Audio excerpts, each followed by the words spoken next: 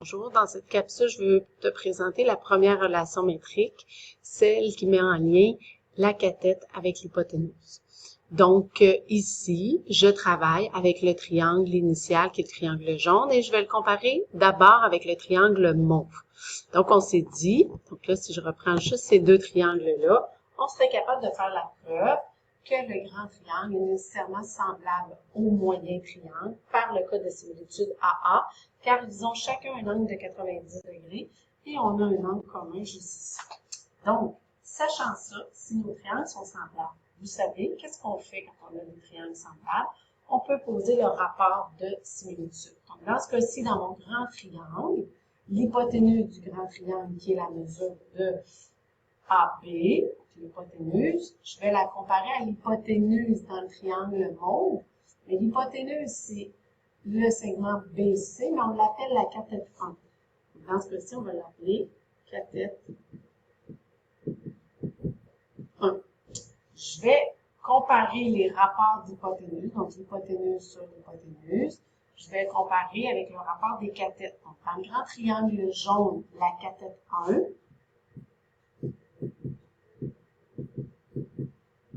je vais la comparer. Donc, la cathète ici, là, dans le grand, c'est un peu dur de voir. Donc, vous voyez le grand triangle. La cathète 1, c'est la grande cathète. La cathète 2, c'est la petite cathète. Puis, j'ai l'hypoténuse. Donc, quand je compare les cathètes, donc la grande cathète dans mon grand, je vais la comparer à la grande cathète dans mon petit, dans mon moyen. Dans ce cas-ci, on l'appelle projection. Donc, en temps normal, puisque nos triangles sont nécessairement semblables, on a toujours le droit de faire ça. Parce que dans les triangles semblables, les côtés homologues sont de longueur proportionnelle. Donc, à chaque fois qu'on lance ce dessin-là, le rapport K va avoir la même notation. Et on se rend compte que dans notre rapport ici, c'est que la cathète se retrouve à deux endroits dans ma proportion. C'est pour ça que le théorème me dit, dans tout triangle rectangle, la mesure de chaque cathète, donc le cathète, est moyenne proportionnelle entre sa projection sur l'hypoténuse et l'hypoténuse entière. Ouf!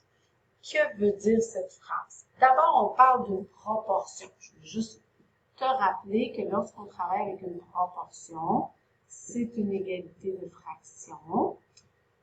Qu'est-ce qu'on entend par les extrêmes CAD? Les moyens. Donc, dans ce cas-ci, les moyens, c'est le B et le C.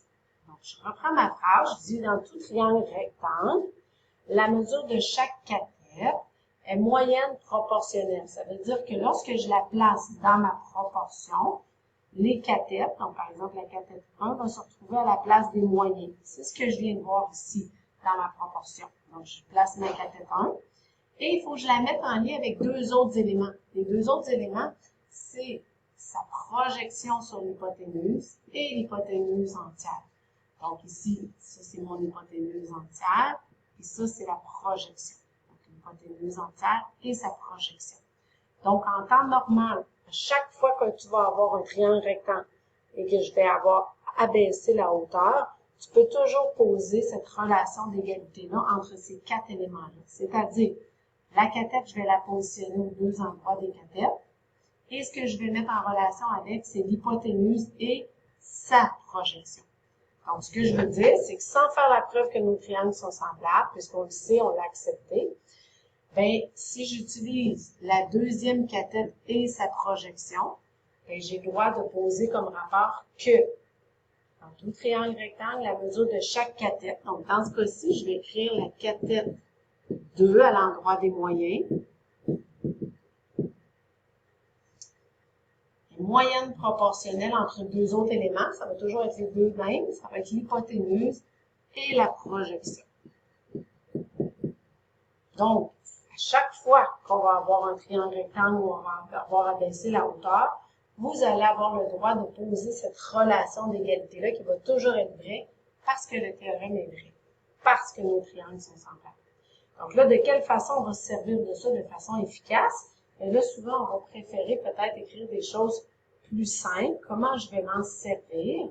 Donc, souvent, on va écrire, Disons, si souvent on va utiliser des lettres, là, ma cathète 1, je l'appelle A, ma cathète 2, je l'appelle B. L'hypoténuse, c'est mon C, je peux l'écrire l'hypoténuse. Ici, je peux l'écrire la projection 1.